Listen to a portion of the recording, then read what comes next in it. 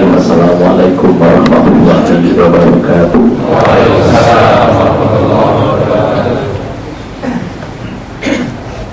Alhamdulillahi wa kafa, wassalatu wassalamu ala sidqi wal wafa, amma ba'd.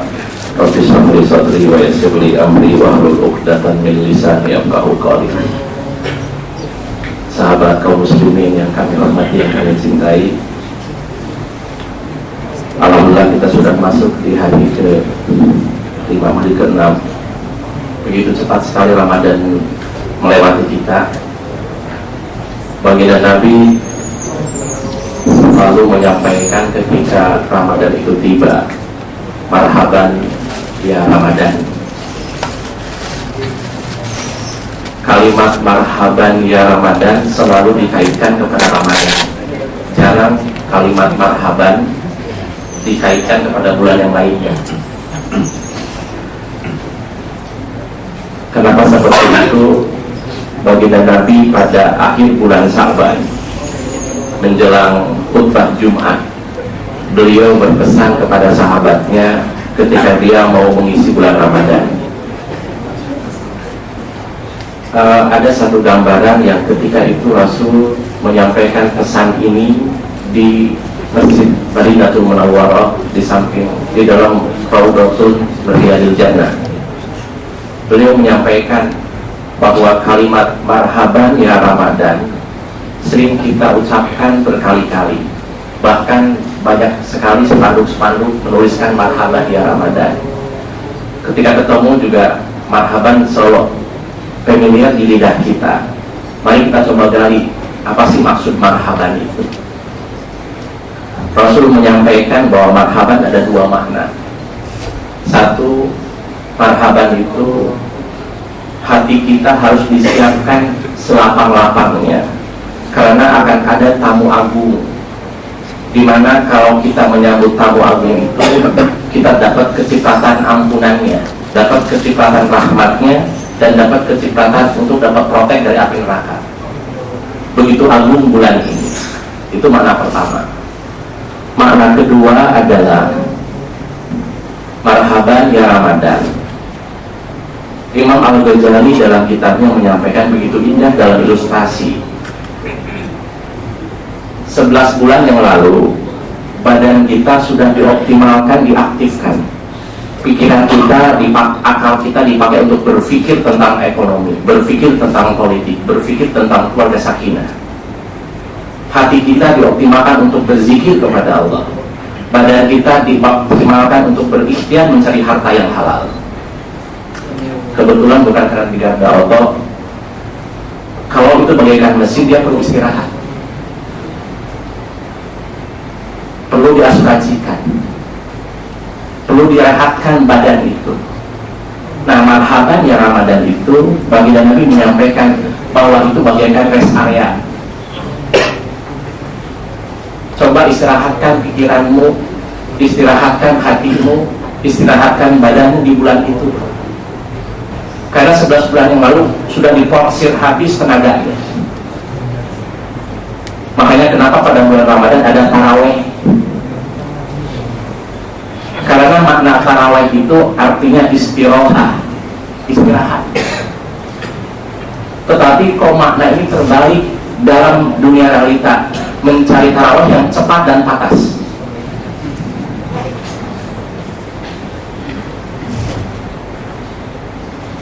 Padahal tarawih itu makna hakikinya adalah rehatkan jasadmu, rehatkan hatimu, rehatkan pikiranmu dalam sholat itu. Karena pada bulan yang lain tidak ada sholat tarawih. Nah, marhaban ya Ramadan yang nomor 2 adalah rehatkan jasadmu, rehatkan hatimu, rehatkan pikiranmu. Makanya ketika sujud dalam tarawih boleh berlama di sana, mohonkan doa di situ. Imam Nawawi Al-Bantani, seorang ulama besar dari Banten yang meninggal di Mekah dan sekarang dia mencatat kitab, hampir 120 kitab. Dan dia menjadi ulama kaliber dunia dan sekarang menjadi guru-guru semua dunia ulama di Mekah.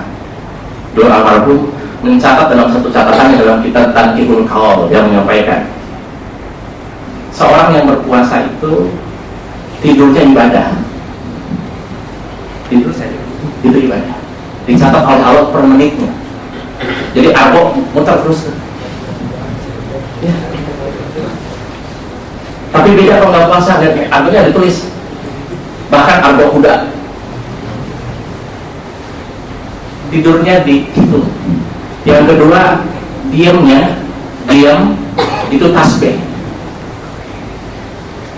Kemudian amalnya itu modal akhir dilipat gandakan 10 dan ke atas. Kalau di bulan biasa kita sedekah 1.000 rupiah akan berbalas 10.000 katakan. Tapi kalau di bulan Ramadan kita sedekah 1.000 bisa lipat ganda lebih. Seperti Bapak sekarang duduk begini, ini punten, ada lapar, ada capek, ada ngantuk, tapi Allah lipat gandakan pahala. Argo muter di surga nanti. Tapi punten Pak, itu berefek sahabat. Yang dilarang adalah minum, yang dilarang adalah makan. Itu kan sifatnya materi. Tapi kalau berefek kepada materi, kok hati jadi tenang, jadi penuh empati, penuh rasa sabar dari makan, minum. Kok efeknya ke sana ya? Ada apa dengan materi? Karena punten, sebulan sebelum Ramadan, 6 bulan, 3 bulan, 11 bulan sebelum Ramadan, banyak polusi yang masuk di hati kita, banyak virus yang masuk di pikiran kita, banyak penyakit yang menghantam jasad kita. Itu didetoks oleh bulan Ramadan. Idul Fitri akan menjadi zero, menjadi bersih. Dalam hal ini Rasul menyampaikan dalam khutbah Jumat di akhir bulan Sa'ban, mau masuk ke bulan Ramadan, di Madinatul Munawwarah kepada para sahabatnya, ada 4 hal yang perlu kalian lakukan, kata Rasul kepada sahabat. 4 hal ini, 2 hal akan mengundang ridhonya Allah kepada kalian. Yang 2 hal akan memasukkan kalian ke dalam surga. Yang 1 hal akan menjauhkan kalian untuk tidak masuk ke dalam neraka. Apa sih kan yang 4 hal itu? 1 hal pertama, antasyhadu alla ilaha illallah. Bacalah syahadat kepada Allah setiap saat di bulan Ramadan. Nomor 2, antastaghfiru, berbaca istighfarlah di bulan Ramadan. 2 hal zikir ini akan menghantarkan si pembacanya yang mendawamkan lafaz itu, akan menghantarkan dapat ridhonya Allah. Jadi boleh habis zuhur, ketika nyetir, ketika kerja, di hati mau terus aja berdesak, asyhadu an la ilaha illallah, astagfirullah, asyhadu an la ilaha illallah. Zikir itu akan Allah catat dan akan Allah ridho. Kenapa Allah ridho? Hadis Rasul menyampaikan, man shoma Ramadan dan imanan wa ihtisaban ghufira lahu ma taqaddama min dhanbihi wa ma ta'akhkhar. Akan aku ampuni dosanya yang lalu dan akan datang. Bahkan menegaskan dalam satu hadisnya, as-saumu li, kata Allah, wa ana ajzi bihi. Puasa itu buat aku. Peran malaikat raqib dan peran malaikat atid diberhentikan di situ. Tidak berfungsi untuk mencatat amalnya. Karena puasa Allah langsung yang menilainya. As-saumu li, puasa hambaku ini buat aku, kata Allah. Wa ana ajzi bihi, dan aku, kata Allah, yang akan membalas pahalanya kepada orang itu. Terserah Allah.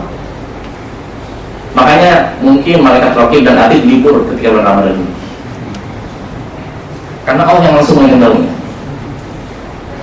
Nah di situ ketika, sehingga hal nomor 3, maaf, kita selesaikan dulu. Hal nomor 3 adalah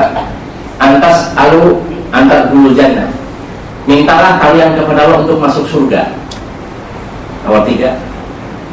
Bagaimana dengan mintanya? Berbuat aktivitas ibadah amal di bulan Ramadan yang menghantarkan amal itu kalian masuk surga.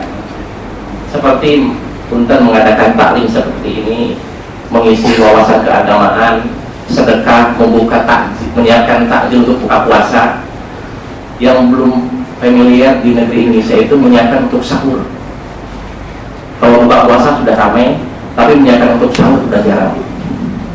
Itu juga bisa menghantarkan kita masuk surga. Yang nomor 4, hal keempat itu adalah kita meminta kepada Allah an na'udzu minan nar. Kita berlindung supaya dijauhkan dari api neraka. Makanya oleh para ulama ahli sufi, para ulama-ulama Mekah disampaikan bahwa ini menjadi zikir. Zikirnya itu asyhadu an la ilaha illallah, astagfirullah, nas'aluka minal jannah wa na'udzubika minan nar.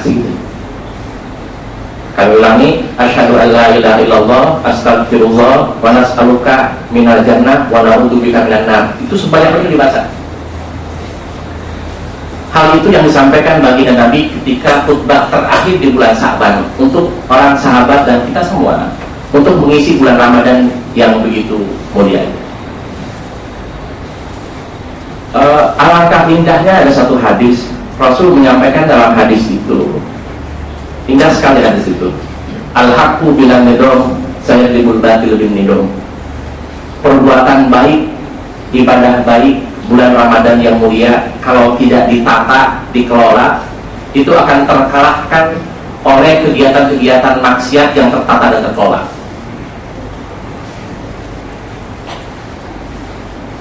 Sekarang ramai-ramai kegiatan yang non-keagamaan, kegiatan-kegiatan itu sangat tertata habis dan begitu mengeluarkan invest dana begitu besar daripada yang biasa. Makanya perbuatan baik akan terkalahkan oleh perbuatan maksiat yang tertata dan terkelola. Dalam hal itu Rasulullah menegaskan kepada kita untuk mengisi bulan suci Ramadan yang mulia ini, setiap detiknya itu mahal. Jangan ada jeda dibiarkan di bulan Ramadan itu, karena itu dilipat gandakan terus. Bahkan kalau para entrepreneur membuat planning itu di bulan ini. Kenapa di bulan Ramadan banyak peristiwa besar? Contoh, kemerdekaan RI terjadi di bulan Ramadan. Bagaimana para ulama menggelorakan semangat juang pada santrinya, terdepan memenangkan perjuangan.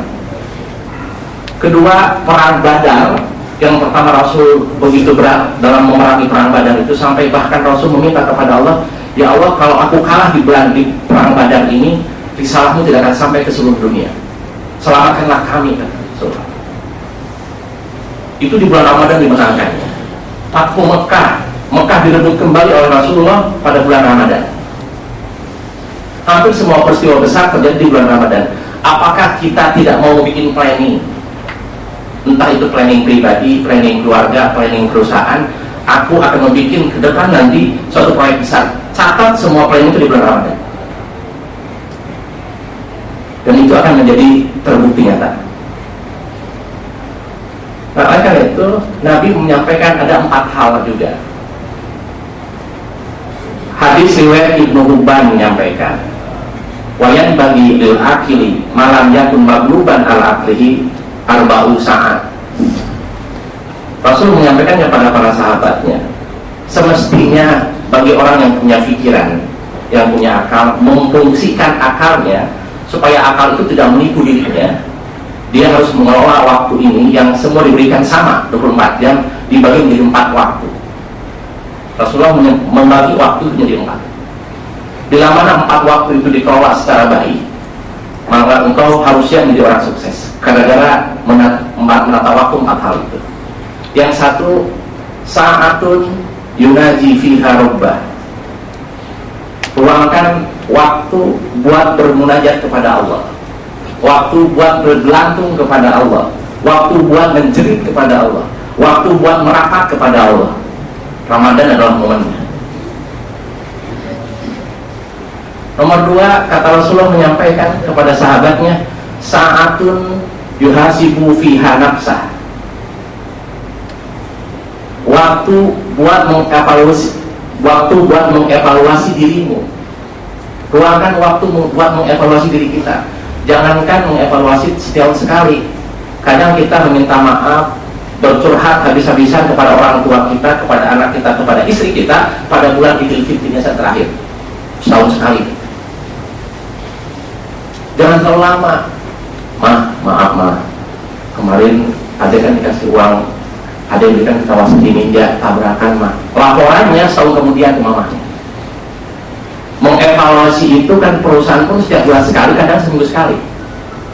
Maka perusahaan itu sehat, bahkan dapat sertifikat ISO. Masa diri ini tidak dievaluasi setiap saat, sebagaimana perusahaan dievaluasi setiap minggu sekali? Luangkan waktu buat mengevaluasi itu. Aku sudah bisa baca Quran belum sekarang ya? Aku sudah rapi nggak sholatnya? Aku sudah rapi nggak wudunya? Itu yang paling basic. Sholatnya apakah 4 rakaat kok 1 menit selesai, 4 rakaat kok 2 menit selesai. Ada apa dengan sholat aku? Kok aku setiap hari wudhu kok tidak membuat cahaya ini, muka ini terang benderang? Wudhu itu adalah detox buat tubuh kita. Tanya, evaluasi. Ruangkan waktu buat mengevaluasi diri kita. Itu kata Rasulullah. Hal itu, gunakan waktu-waktu itu di bulan Ramadan. Insya Allah ada perubahan.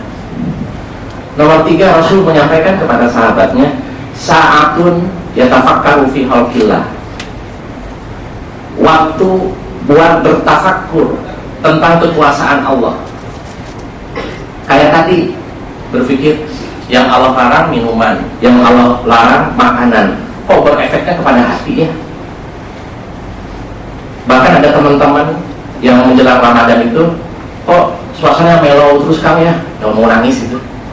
Ada apa coba? Yang dilarang minum, kamu mellow nangis kenapa? Takut lapar ya? Enggak kan? Kok ada sahdu aja di hati? Apakah Bapak merasakan itu? Saya merasakan. Yang dilarang adalah makanan dan minuman, kok berefek kepada hati. Coba potretkan terawal itu, potretkan tafakur itu. Makanya seseorang yang makan harta yang tidak halal itu 40 hari Allah tidak menerima ibadah sholatnya. Berarti kan berefek dari makanan kepada sikap hidup. Waspada. Nomor 3. Nomor 4,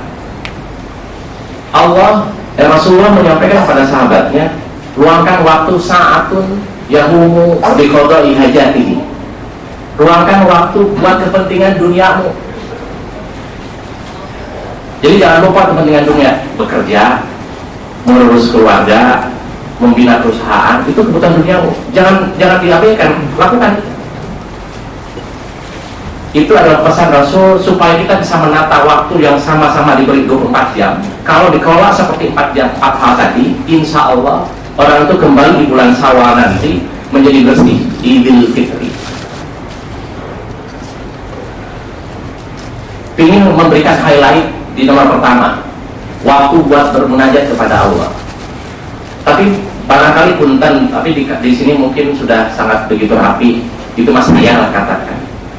Kita 24 jam, katakan tidur 8 jam, sisanya habis buat berpikir, waktunya buat merempat, waktu buat kepentingan duniamu, habis di situ tuh. Bermunajat jarang, mengevaluasi diri, muhasabah jarang, berpikir tentang kekuasaan Allah jarang, karena sudah jadi mesin, muter terus di nomor 4. Ramadan saatnya. Izinkan pada kesempatan ini ingin memberikan rumus 4 hal. Rumus itu mudah-mudahan Allah berkati pada kesempatan ini. Allahumma anjilna mubarakan fi hadal makan, anjilna mubarakan fi.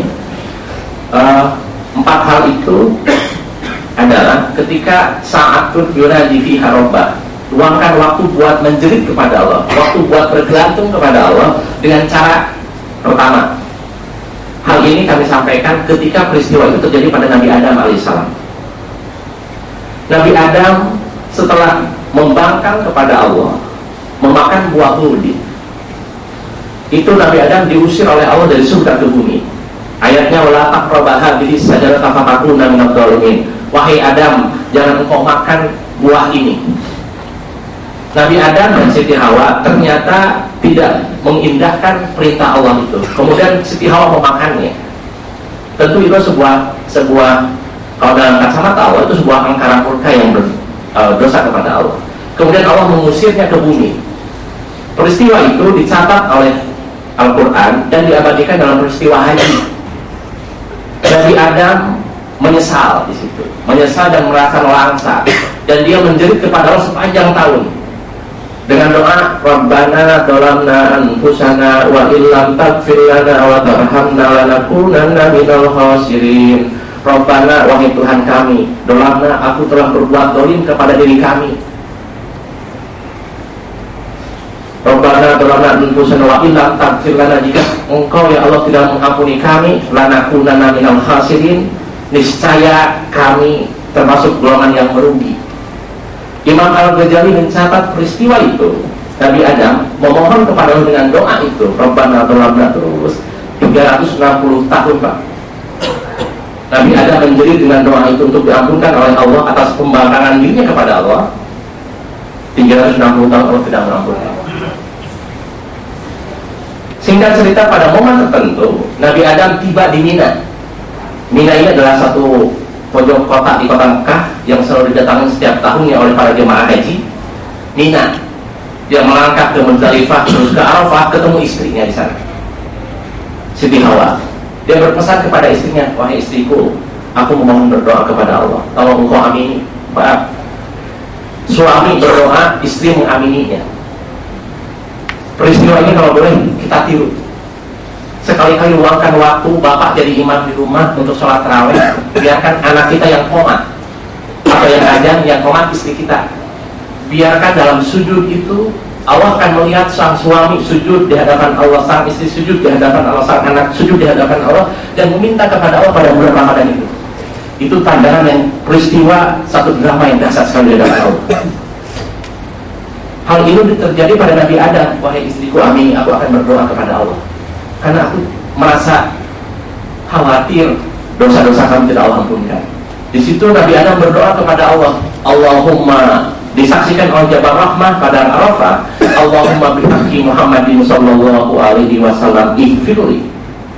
Ya Allah, demi hak Muhammad utusanmu, sudi kiranya engkau ampuni dosa aku. Siti Hawa menyampaikan, amin ya mujibas sa'il, amin ya mujibas sa'il, wahai yang memberikan jawaban atas permohonan kami. Itu pendek sekali. Allah bertanya kepada Nabi Adam, ya Adam, siapa itu Muhammad dalam doamu? Allahumma bihaqqi Muhammadin sallallahu alaihi wasallam. Sedangkan yang hadir hidup di alam dunia ketika itu cuma 3. Nabi Adam, Siti Hawa, dan iblis yang menggoda. Iblis itu ikut terusir dari surga, masa dia diam di surga terus? Usir juga dia virusnya itu, virus kehidupan.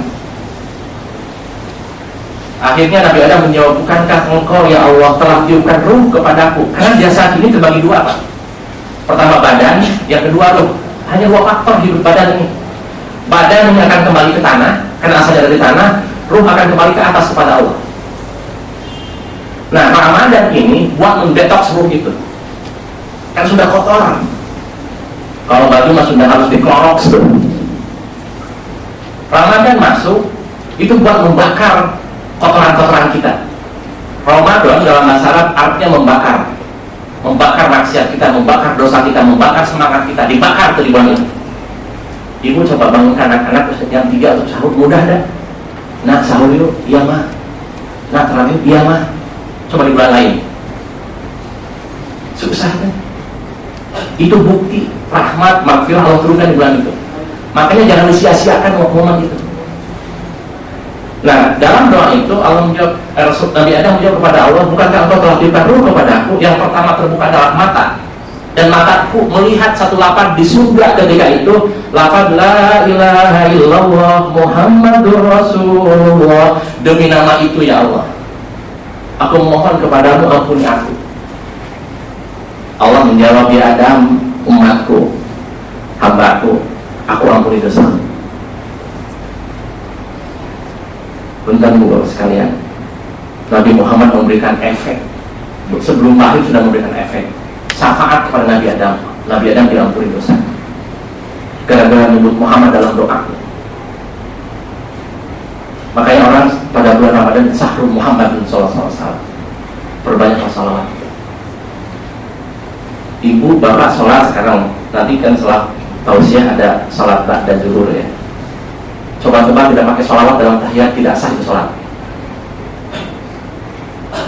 Ada apa Muhammad di hadapan Allah Subhanahu wa ta'ala? Makanya kita bangga.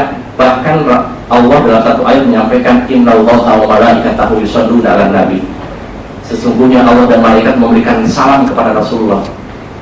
Ya ayyuhalladzina amanu shollu 'alaihi wa sallimu taslima. Wahai umat yang beriman, sampaikan salam kepada Rasulullah. Nah, dalam hal ini kesempatan kita bahwa dalam nomor pertama tadi kita simbolkan dalam bermunajat kepada Allah, tolong dalam doanya sebutkan nama Muhammad dalam doamu. Akhirnya kisah tadi disimpulkan oleh Imam Al-Ghazali dalam kitab Ihya Ulumuddin menjadi 5 hal. Kalau kita mau memohon kepada Allah di bulan suci Ramadan ini, pertama, ketika memohon, tolong puji dulu Allah. Jadi kalau memohon tuh, ya pakai bahasa ibu atau bahasa sahabat sekalian. Ya Allah, Tuhan kami, Engkau yang memberikan waktu kepadaku, waktu yang bisa hadir di bulan Ramadan ini. Puji dulu Allah. Kalau dalam bahasa Arab, Alhamdulillahirabbil alamin hamdan yuwafi ni'amahu wa yukafi'u majidah. Baru minta. Jangan selama membuat datang ke ibu, mah minta duit mah, mau beli motor. Itu tidak punya etika. Puji dulu Allah. Nomor 2, setelah memuji Allah, kalau ibu bapak agak sulit, baca aja Asmaul Husna. Ya Fattahu, Ya Razzaqu, Ya Alim. Dalam sujudnya, kalau perlu pakai berdiri air mata. Nomor 2, bacakan sholawat kepada Rasulullah. Setelah memuji Allah, kemudian Allahumma sholli ala sayyidina Muhammad wa ala ali sayyidina Muhammad. Pendek. Atau kalau bapak ibu tahu, ada dalam tahiyat akhir mungkin hafal semua. Itu doa sholawat yang paling utama. Allahumma sholli ala sayyidina Muhammad wa ala ali sayyidina Muhammad kama shallaita ala Ibrahim wa ala ali Ibrahim wa barik ala sayyidina Muhammad wa ala ali sayyidina Muhammad kama barakta ala Ibrahim wa ala ali Ibrahim fil alamin innaka Hamidum Majid. Bapak hafalnya? Izin pun dan boleh berjamaah? Boleh ya?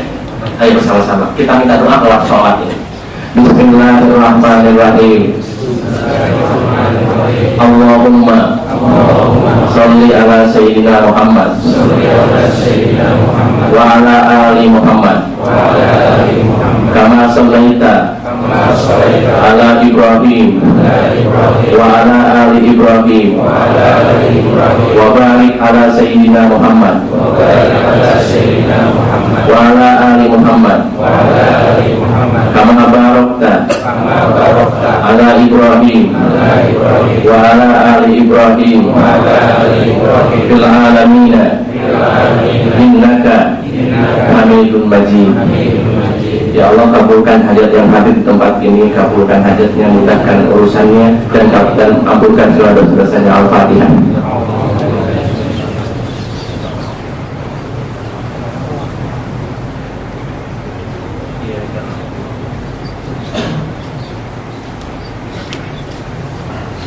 Dua hal, sholawat. Nomor 3, tadi dimarakan, pertama puji dulu Allah, nomor 2 baca sholawat, nomor 3 sebut hajatnya.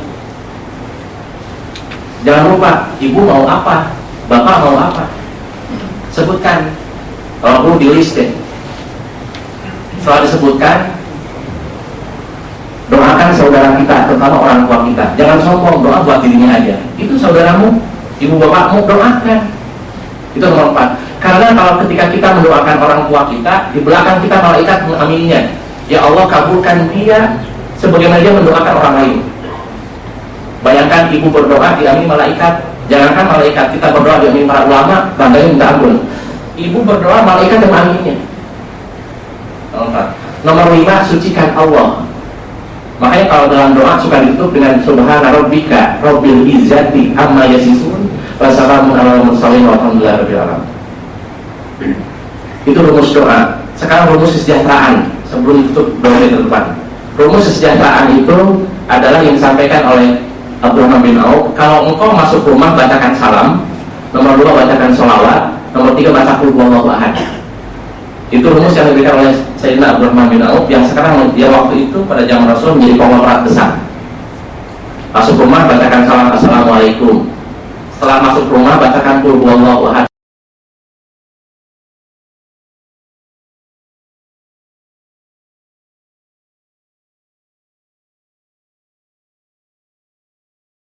Ini mohon maaf lahir dan batin, dan semoga pada bulan Ramadan ini Allah mudahkan segala urusan kita, Allah ampunkan segala hajat kita, Allah ampunkan segala kesalahan dan kehilafan kita semua.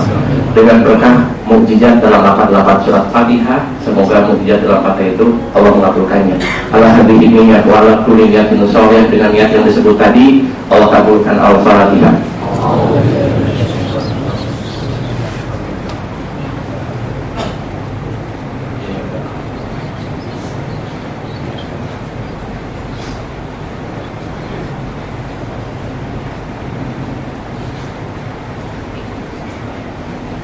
Terima kasih.